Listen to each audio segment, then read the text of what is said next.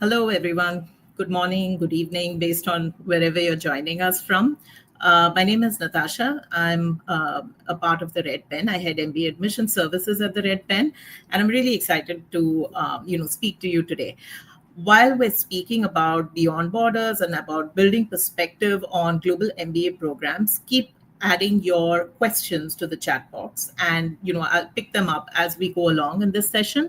I'll really be keen to understand how members watching this particular session, or the audience for this session, let me know when you're planning to apply, and if there are questions on your mind around how you're thinking about the MBA program that you want to go for. Will love to understand that as well.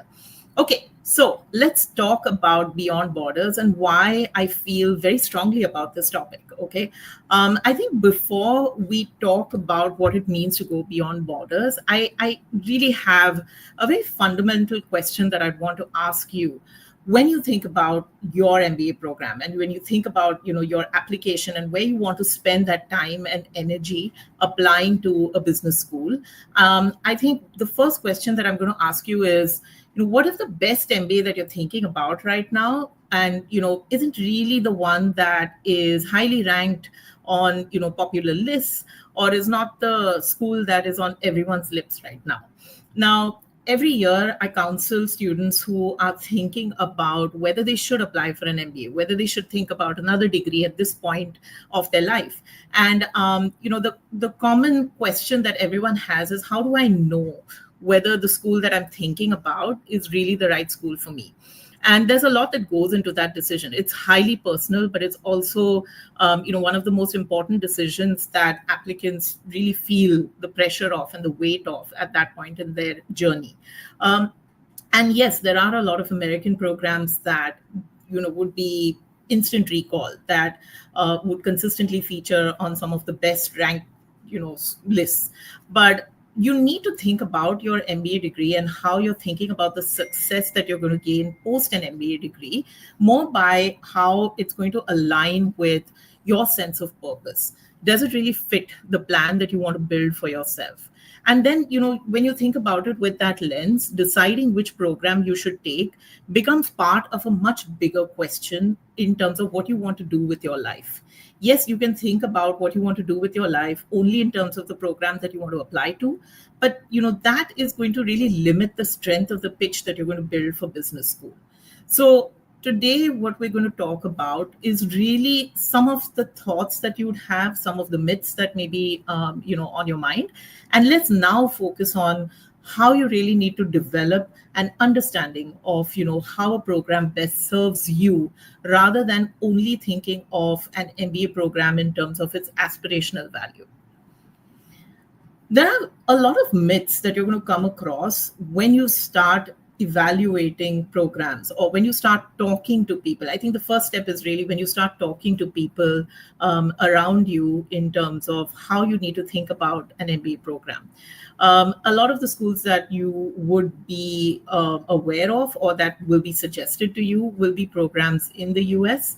And whenever you think about programs outside of the US, and typically these would be programs who like INSEAD or LBS, you'll start hearing a lot of chatter around why you should not think about programs that are outside of the US. And there are misconceptions. I've listed them out here, but these are also questions that applicants ask us, because they start wondering whether those degrees are going to really matter or have value when they think about a global career. They also will have this thought that their career opportunities might be limited. They may be limited because of the reach the school has, whether it will be impacted by regional considerations. And sometimes it could also be that they don't know the local language, or they don't know a language that is spoken in the region that they're thinking about. And there are answers to that, and we'll address that. But I think those are very scary thoughts. And there's also a thought process that, do I get the kind of faculty that's going to add value to what I'm really seeking for? If I'm looking at conceptual skills and how I need to enhance them, do I get someone who has enough research authority? Do I get someone who is a leader in the field? There's also a thought that alumni networks outside of US schools may not really be supportive, may not really be close knit. And if I'm thinking of access to, a group of people who could really be potential mentors or partners, will I get the value of access to individuals who really are, who are really going to be people I could look up to? So, I'd like to address some of these myths because, they're common enough that I feel it's worth talking about them right now. Yes, there are degrees that are respected globally outside of the US, that's self evident. There are a lot of schools in Europe as well as in Asia and Canada. And you may want to think about how these degrees are perceived in certain industries. So, for example, if you're thinking of technology, maybe you're thinking of schools in France now.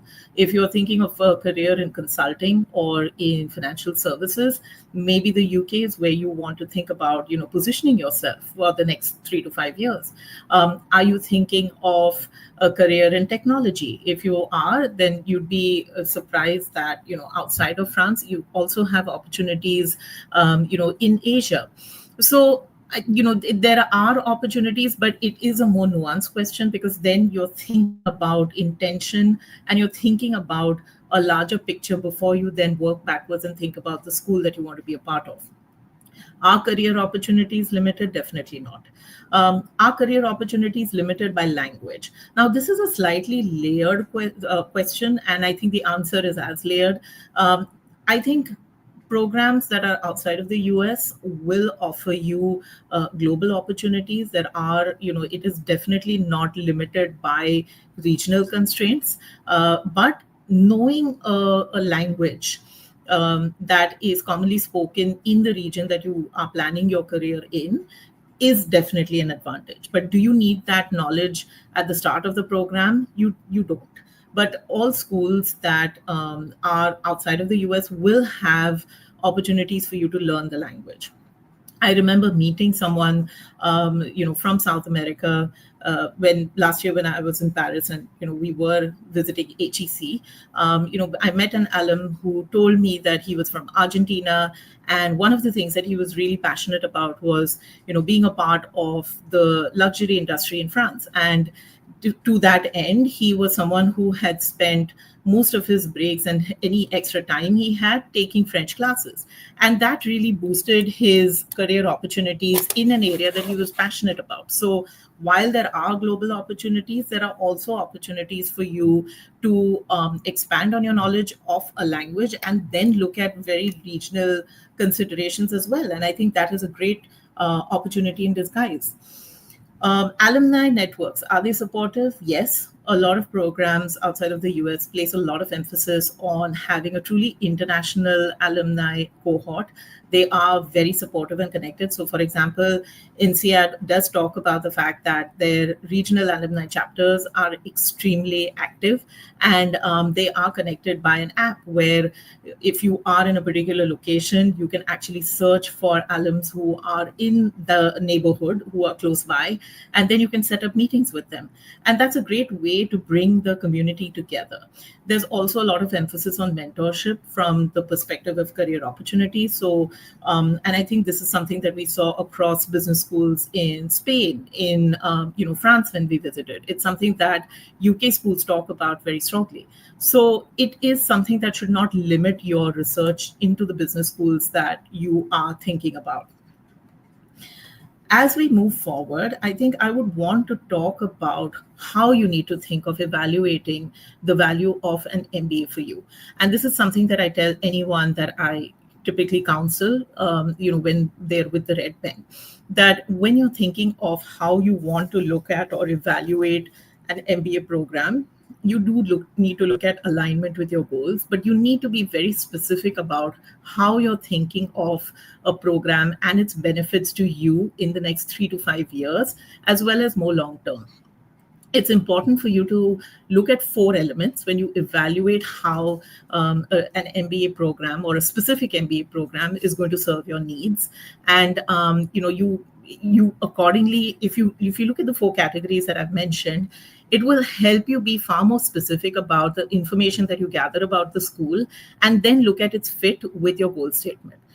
My advice, first think of a goal statement, evaluate a very specific goal statement that's going to hold value for you over the next 3 to 5 years, and is very specific to include the sector that you want to be a part of, the companies where you envision yourself, the kind of teams that you want to be a part of, and also the work or the assignments that are really going to be, aspirational for you at this point in time.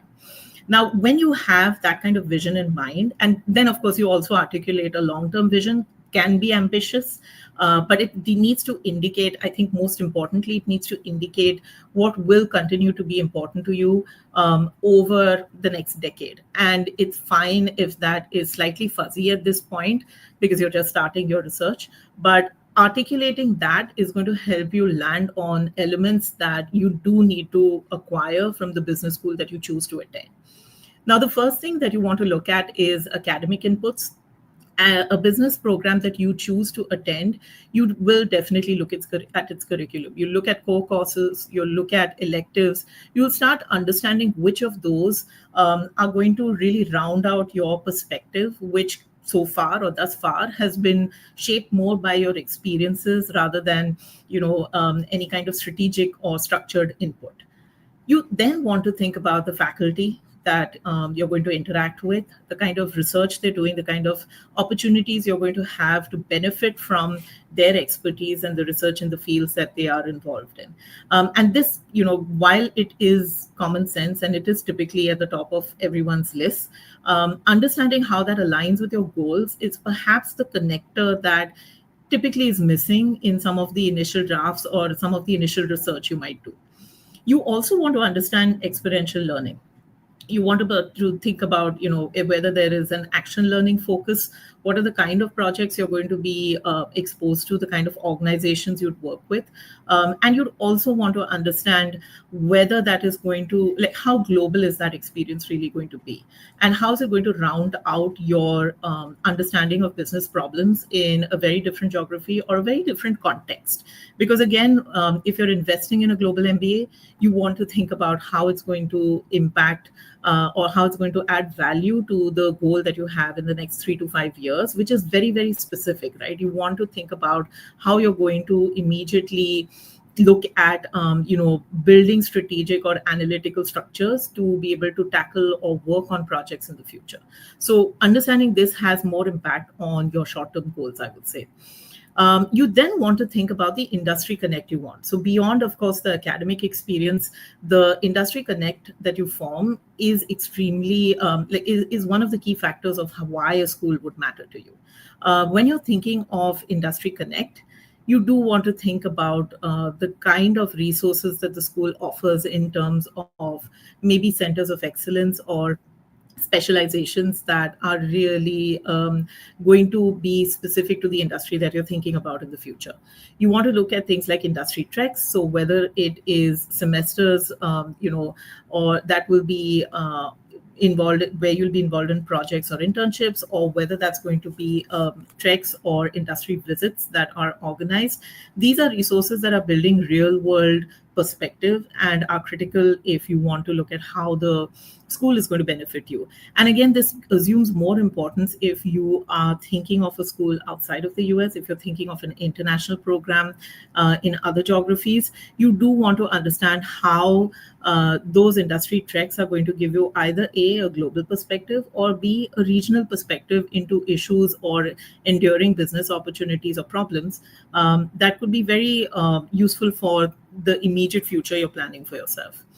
Conferences and events are another important element because, these are experiences where you can, develop some key skills like organizing or connecting with industry leaders or other individuals that you really want to. And it's also a great opportunity for you to build out your network, for the future. You also want to think about the school's recruiting resources, and you want to think about the kind of relationships they have, the enduring relationships they have with employers or potential employers that you would put, a lot of emphasis on. Beyond the industry connect and academic inputs, which really will very closely align with your short-term goals, I think the other two resources align more with the long-term vision that you might have. And even if you don't have it immediately. It is going to start building as you have more conversations with individuals in the future. So number one, you want to think about the community you're going to be a part of in the near future, whether that is 15 months, 21 months, 18 months, 21 months, or even 24 months. But you want to think about how diverse that cohort is. Are you going to interact with individuals that are really going to build out a global perspective for you? You want to think about student clubs because they will be an important part of the network that you form in the future. And aligning with individuals who share the same interests will give you an added dimension or an added layer of nuance in how you think about, problems or opportunities in the future. Professional associations, you also want to think about how the community is going to facilitate a more structured entry for you into specific, whether those are associations or whether those are, other clubs that are going to give you the entry point that you want for the professional interests that you have. And you also want to think about the collaborative culture. Now, while a lot of schools are going to talk about the close knit community that they have, understanding what that really translates into, what a collaborative culture translates to, how does a school structure it or create structures or frameworks that will enable those bonds to thrive, is an important part of how you want to think about the involvement of that community and the support of that community for your goals in the next 10 years. That brings me to one of the most important parts, which is really the network that you will have access to. When you're evaluating the value of the network and the personal conversations or the one-on-one conversations you have either with ADCOM members or with student ambassadors are really an important way for you to gauge this. You want to think about the kind of connect that you're going to form in the target industry or geography that you aim to be a part of. You do need to think about the involvement of regional chapters of that school. And based on where you are located, you will want to ask maybe more specific questions of how that is going to further your career. You do want to think about mentorship opportunities. I remember schools like INSEAD, for example, or HEC, or even ESA have mentorship programs where there are structured ways for alumni to be invested in and support current students, whether that is in terms of perspective or in terms of opportunity. So you really want to think about how mentorship is going to translate into something actionable for you. And you want to think about collaboration and partners. You want to think about how, if you have an entrepreneurship goal or if you're thinking about it in the future, you want to think about how that network is going to foster your search for people who really share your vision or the creativity that you want, or perhaps they fill a gap or a technical or perhaps a business gap that you really would want. And the reason I've gone into so much detail over here is these elements will need to inform how you're evaluating a program rather than looking at a ranking list and then assuming that a school that is ranked X versus Y is really a better school or a worse school for you to go to, because it isn't as simple as that. And it's not that a ranking translates into a drastically or a dramatically better experience or a worse experience. What you gain from any MBA program is really going to be dependent on what you seek to gain from it, and what you seek to gain or how you look at achieving your goals needs to be based on these 4 pillars. When you look at global opportunities, there's just so much to choose from, right? You're looking at schools in Canada, whether it's Rotman, whether it's Ivy, Schulich, Sauter. If you're looking at Europe, then there's really a lot of great schools in France, in Spain, in the Netherlands, Switzerland, and Germany. And these are great opportunities for you to explore what Europe really has to offer you. If you're thinking of the UK and you have finance, consulting, entrepreneurship, or even tech on your mind, then there's LBS, there's Cambridge, there's Oxford Side, there's Imperial College, there's just so many again. Asia gives you a lot of nuance because where you are in Asia will really determine the kind of experience or the kind of opportunities you're exposed to. So whether it's China, Hong Kong, mainland China, Hong Kong, Singapore, or India, all the schools that I've mentioned here are great options for you to really think about what Asia is going to translate to in the future and how you want to be a part of it. There are campuses, international campuses in the Middle East, and I think a great opportunity to think about is a campus, the Abu Dhabi campus for NYU Stern School of Business. If you're thinking of Australia, there's Melbourne Business School as well. I know there are a lot more in terms of business schools. The ones I've mentioned over here are typically the schools where if you have if you want a great starting point for your research, these would be the schools that I would strongly recommend you look at.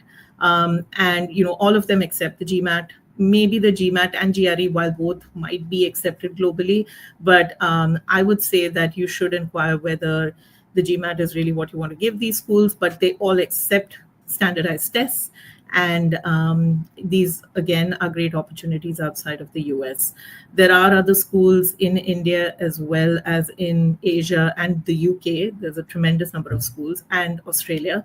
But I think with Australia, it might be a very specific goal. If you're thinking of going to Australia for a business education, you might be looking at slightly more specific career opportunities. But yeah, I think global opportunities exist across all the schools that are on this list. I do also want to just reiterate that if you have questions, now is a good time to start putting it in the chat, because we can start picking up questions very soon. And I'm sure that if you're starting your journey this year, there's a good chance that you're already thinking about what you should be doing and whether you should be hedging your bets across schools globally. So I think now is a good time for us to start thinking about how you want to plan your future and how you want to plan the next 6 months, honestly. It's a good idea to have a strategy that encompasses rounds 1 and 2, and maybe not think of only a singular round this year. So let's start talking about it so you can add your questions to the chat. Okay. I think when you think about distinct advantages that you need to keep in mind when you're having your conversations is really about the kind of experience you want to have. And one of the major advantages with schools in other geographies is just the degree of international experience you're going to have, not only in terms of the geography that you will be a part of, but also because you're going to have a truly international cohort. Schools, across the world will have, I can start seeing questions come in, so I'll start addressing them in a minute. So, they will offer you a very diverse student cohort. You can expect, up to about 80 to 90% of your class to be international, which is a great perspective for you to build, to start really rounding out how you think about the world. Another important consideration is really cost efficiency, especially not only in terms of tuition costs, but also in terms of living costs. And this again brings me to the second part of this, which is the program duration and how long you can expect to be on campus. Now, the options that you would have with a lot of the programs across the US as well as Asia, Canada as well, is really opportunities to choose from programs that don't necessarily follow the two-year standard. And this means that you're returning to the workforce faster. So your ROI, the opportunities for you to really round out or think about a more positive ROI are greater. You're also in a position to really cram in the academic part of your experience over either a 15 or an 18 or a 21-month duration. Some programs might have, opportunities for you to adjust or to choose an entry point that gives you access to a shorter program duration. You also want to think about the advantages in terms of your exposure to opportunities globally, as well as very specifically regionally. If you're planning to build a future in a specific geography, a good idea is for you to start thinking about an MBA in that geography. And especially if you're thinking of long-term goals or long-term opportunities in areas like Canada or the UK, or even, like I mentioned earlier, Australia, you want to think about a program that is going to give you a more, strategic entry point into those markets. Conversely, if you're thinking of a global career, you will also realize as you as you start doing your research, that these are programs that are also going to provide you with a lot of global opportunities, not just in the markets that they exist in. So it's a great way to have those options available at the same time. Another important thing that doesn't really come up in initial conversations, but it emerges to be one of the more important factors that people realize when they go to business school, is really the average class profile or the student profile that you're going to interact with. A lot of the schools globally do prefer having students that are slightly more established in careers, and there are many things, right? It's a circle. So such students will also be attracted to programs that are shorter in duration, would also be thinking about ROI far more consciously and intentionally. So you start looking at, or you start seeing a student profile where the average age or the average PMBA years of work ex would be about 5 to 6 years, which means that perspectives in classrooms and in discussions will be very different. You'd get an opportunity to learn from individuals who have really been through the grind and who would know or would have insights that would be really deeper. So it's a good way for you to really round out how you're thinking of the value of the MBA, how you're thinking of the value of the projects you're doing, as well as the value that you're going to get from every discussion that you participate in. With that, I do want to come to questions, because I think a lot of how you would be thinking about an MBA at this point would be determined by what you're hearing in terms of developments, whether those are socio-political, whether those are driven by how you're thinking of your career in your current geography over the next 3 to 5 years. So it's important to understand that at this point, it's perhaps important more than ever to think about a plan that works for you and that is really shaped by personal goals in a far more meaningful manner. Yes, you will get a great education at any of the top globally ranked universities, but how you want to really think about it now needs to be shaped by where you see yourself in the next 3 to 5 years, what geographies you want to station yourself in, and how you're thinking of long-term stability, as well as the longevity of the career that you want to be in. I do see a question that's come in right now, so I'm going to take a pause and answer it. How do I balance my GMAT and applications if I am starting right now? Sagar, thanks for that question. I think it's a great question to ask if you're at a very initial stage of your journey. I think one of the things that I always tell clients that I work with is balancing your GMAT and applications needs to be something where you really need to add structure to the project plan that you want to establish for it. Yes, studying for the GMAT is not necessarily only an academic experience, but you want to make time for mock tests, you want to make time for going over error logs and understanding and refining your strategy. However, your applications are far more than just writing an essay or refining your resume and putting it together. A lot of the time that you're going to spend at this point in developing your application is really going to hark back to conversations that you want to have with individuals on campus. And that's really what the next month, 2 months are going to be about. And you're going to have to think about your application in terms of how much time can you devote to building application components every week. My suggestion is always think about devoting anywhere between an hour to 2 hours every day towards some component of your application.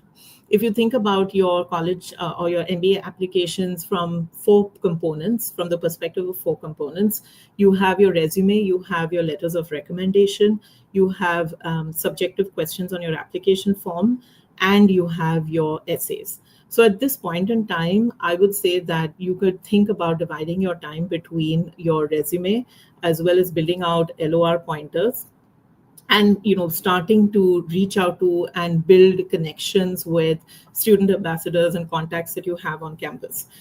This does take time, because a lot of times what we don't realize is these are individuals who might be in the middle of internships, might be studying for something, that they're facing an exam or something else. So it does take time to initially build those contacts. So starting now, I would say that if you have an hour every day, then you can work a little bit on your resume. You can start thinking about your LOR pointers, and you need to start devoting some time to going over websites, LinkedIn profiles, sending out emails, sending out connection requests. And if you start getting connections, then you need to devote time consistently to building out those connections and having an invested network.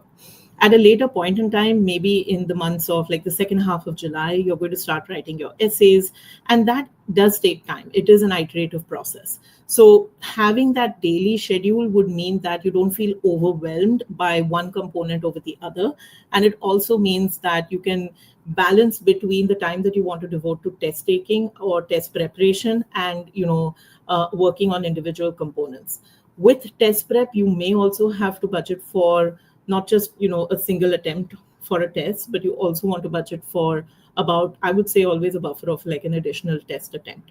So doing this will just ensure that you're not overwhelmed at any point in time. So Sagar, I hope I've answered your question, and I hope it helps anyone else who's thinking about test prep at this point in time. I think one of the interesting things that I really like about looking at a lot of global MBA applications is the way they approach understanding their applicants. And it's very different from the way we're used to thinking about essays for US business programs. What I do see is there's a lot more real estate to provide schools with a comprehensive picture of who you are. And you would see that essays for most global programs would range, you'd not just have like one or two essays, but essays could range between as little as maybe two essays to as many as about 6 to 7 essays. And they really look to understand your strengths, your weaknesses, how you view success and failure, and also how you think about certain key moments in your life. Asking that in the form of an essay as opposed to an interview question would just mean that you have a lot more time to articulate, and it helps you build on that conversation during an interview, because you're not then answering those questions in an interview. You're building on those examples and then talking about more meaningful insights that you would have gained and how it impacts the future. So it's really interesting. So I just find it amazing how answering multiple questions that build out on your professional understanding or professional knowledge, as well as who you are and how you view certain key moments in your life, can really come together to provide a picture of you that is extremely layered and is also vulnerable. So I think that is something that I really enjoy. If anyone has any questions around how they want to think about, just asking relevant questions to the school, I think now is a good time to ask me that. My advice is that when you're having conversations, regardless of the school that you're thinking of applying to, you want to think about understanding the audience or understanding the person that you're going to be connecting with. The kind of questions that you would ask someone from an admissions committee would be very different from the kind of questions that you ask a current student, which would also be very different from the questions that you want to ask an alumni.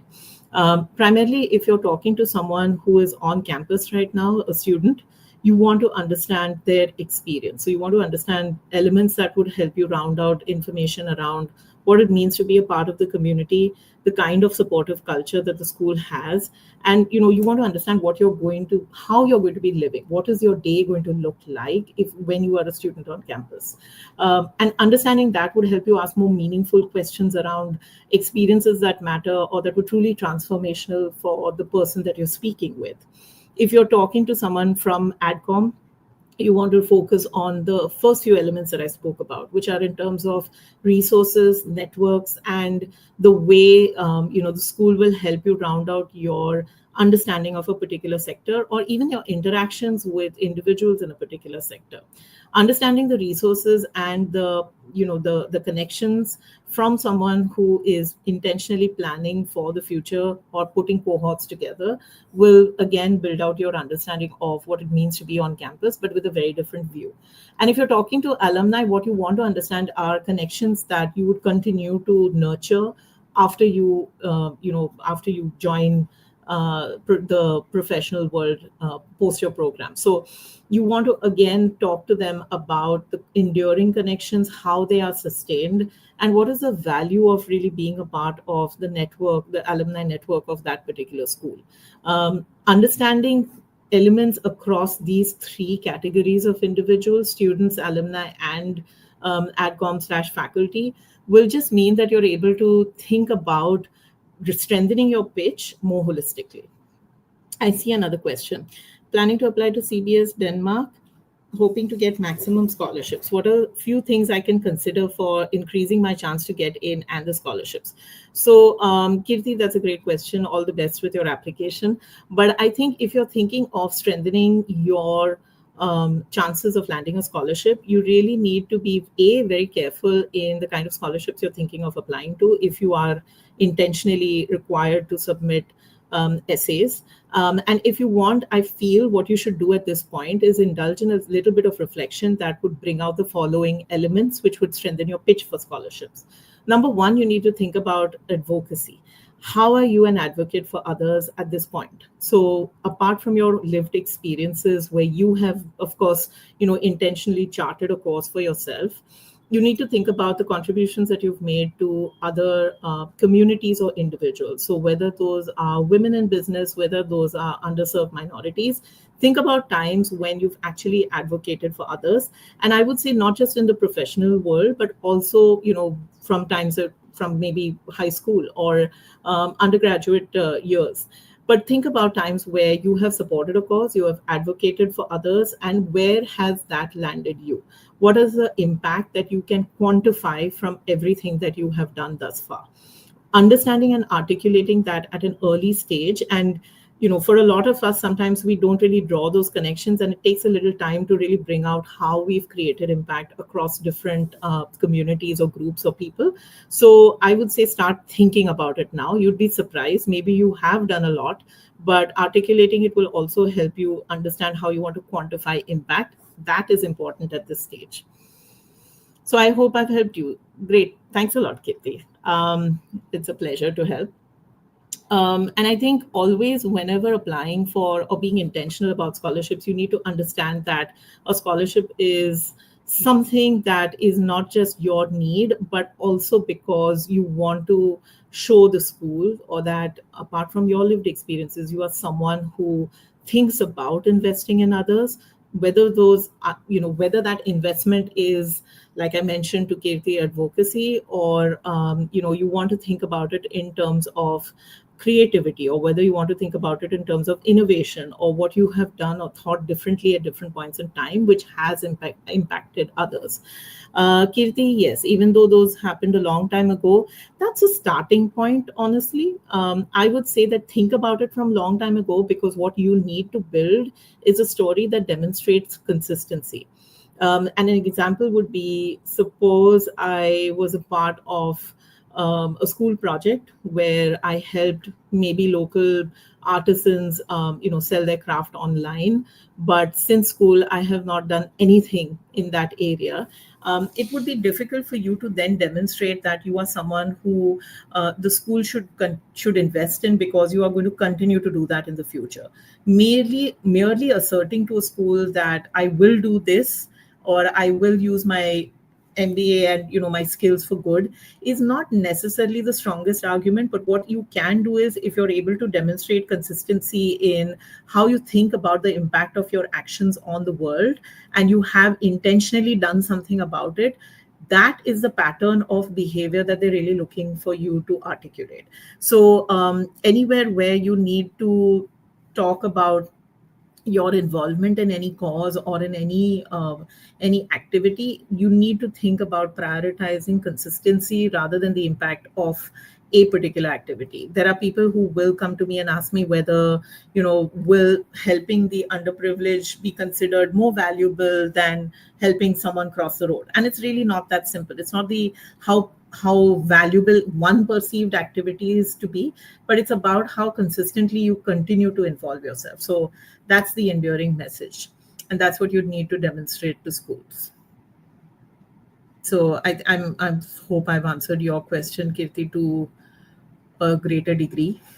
But yeah, if there are any other questions, I think let me know. This is the time to really clarify. We're about now 2 months from most major deadlines.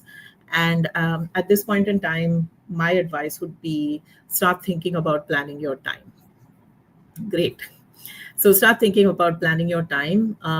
I have done a couple of webinars on how you need to plan for the 2 months before submission dates. Those are available on the Red Pen MBA's YouTube channel. You can check those out. We do a lot of sessions around planning for applications. And I think now is the right time for anyone who's thinking about round one to look at them. If you reach out to, I think now's a good time as any to mention that I have put our contact details on the screen. There is a mobile number, and there is also our website, and there is also an email address. So thanks GMAT Club for placing that on the screen. But you can reach out to us. We're counseling applicants at the moment. We are looking at working with applicants, and should you reach out to us, we can understand what you are specifically looking for from an MBA experience and how we can help you get there. So I think we have quite a few questions. I think if you are right now thinking about applying for an MBA, another piece of advice I would have is really think about dream, target, and safety schools from a global perspective. I would say that in round one, you should think about a strategy that encompasses various geographies, and think about hedging your bets across dream, target, and safety, and across geographies. That would be a good way to go. And then look at building out your round two strategy on the basis of the outcomes that you see in round one, because you will then maybe have a couple of either geographies or schools that you hold in reserve. And it's a good way for you to then think about phase two of your plan. If you're giving your GMAT or GRE at this stage, which is a distinct possibility, I would say that try and see whether you can have an attempt at the test of your choice. Look at whether you can have that scheduled for latest by the end of July.